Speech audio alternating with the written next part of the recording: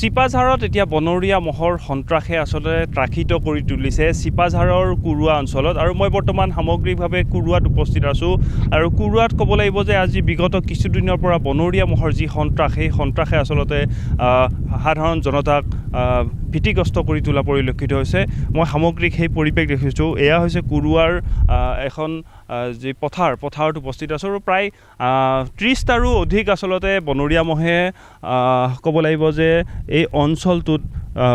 আজি কেইবাদিনৰ পৰা অসুবিধাৰ সৃষ্টি কৰি আহিছে যাৰ ফলত আচলতে খেতিয়কসকল পথাৰত কৃষিকাৰ্যৰ পৰা বিৰত থাকিব লগা হৈছে ক'ব লাগিব যে এই শাওণ মাহৰ যি আচলতে খেতি সেই খেতিত আচলতে ইয়াৰে যি স্থানীয় লোকসকল নামিব পৰা নাই আৰু মই ভুক্তভোগী কেইজনমান কৃষক বন্ধু আছে মই কথা পাতিবলৈ চেষ্টা কৰিম নিশ্চিতভাৱে ক'ব লাগিব যে চিপাঝাৰৰ যি কুৰুৱা অঞ্চলত আজি কেইবাদিনৰ পৰা দেখা পোৱা গৈছে দাদা কি ক'ব যে আপোনালোকৰ সেইফালে চাওক হয় আমাৰ কুৰুৱাত মানে এই বনৰীয়া মহৰ প্ৰায় 30টামান মোৰে ইয়াতে প্ৰায় 7 বিঘা মাটি একেদাগে আছে কালি পৰহি এই 3 দিন তাৰমানে ইহঁতে একবেলা ঘুমায় আৰু একবেলা খেতিত মানে তাণ্ডৱ চলায় খেদিও আমি লৰাব নোৱাৰোঁ যোৱাকালি প্ৰায় 3জনমান ডেকা বন্ধু লগ লাগি হয় আধালৈ খেদিলোঁ আকৌ ঘূৰি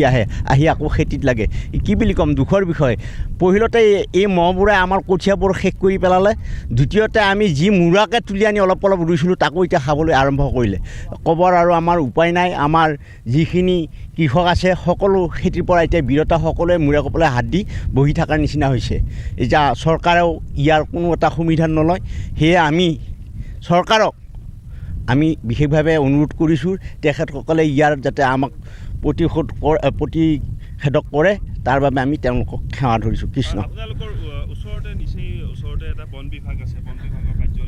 হয় বন বিভাগৰ কাৰ্যালয় আছে যদিও তেওঁলোকৰ হেমাহি আহি মাথাউৰিৰ পৰা চাই যায় ক'ত আছে মুৰ্গীকেইটা কি কৈছে এইখিনি চাই যায় তেওঁলোকে কোনো এটা হেৰি নকৰে শুনিছোঁ হেনো বোম চোম কিবাকিবি অলপমান ভয় খোৱাৰ হেৰিছে সেয়ে আমাৰ ইয়াতে থকা যি বন বিভাগৰ এই ফৰেষ্টাৰ তেখেতে আমাক খেতিয়কসকলক কোনো বমো দিয়া নাই আৰু কোনো এটা সহায় সহযোগো আগবঢ়োৱা নাই এয়া হৈছে স্থানীয় আচলতে খেতিয়কৰ ভাষ্য আৰু ক'ব লাগিব ওচৰতে কিন্তু এটা বন বিভাগ আছে বন বিভাগ থকাৰ পিছতো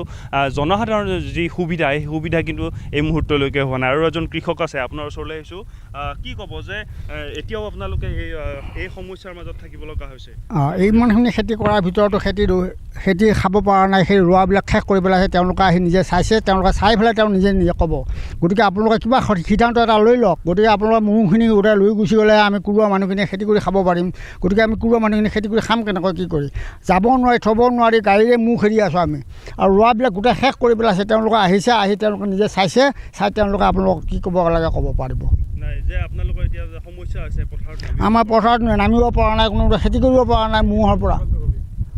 পৰা খেতি কৰিব পৰা নাই পথাৰত নামিব পৰা নাই গতিকে আপোনালোকে কি কৰে আপোনালোকে নিজে সিদ্ধান্ত কৰক আহি আমাৰ উপায় নাই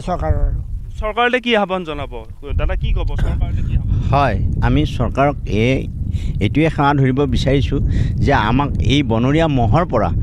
আমাক কেনেকৈ পাৰে অলপমান সহায় সহযোগ কৰি আমাৰ এই দুখীয়া দৰিদ্ৰ কৃষক বন্ধুসকলক সহায় কৰে সেয়েহে তেখেতসকললৈ আমি বিনম্ৰ অনুৰোধ জনাইছোঁ তেখেতসকলে কি প্ৰকাৰে পাৰে এই মহখিনি খেদি ইয়াৰ পৰা আমাক খেতি কৰাৰ কাৰণে সহায় সহযোগ কৰিব বুলি আমি আশা পালি ৰৈ আহি নিশ্চিতভাৱে আমিও আশা প্ৰকাশ কৰিছোঁ আৰু ক'ব লাগিব আকৌ পুনৰ মই সেই দৃশ্য দেখুৱাবলৈ চেষ্টা কৰিছোঁ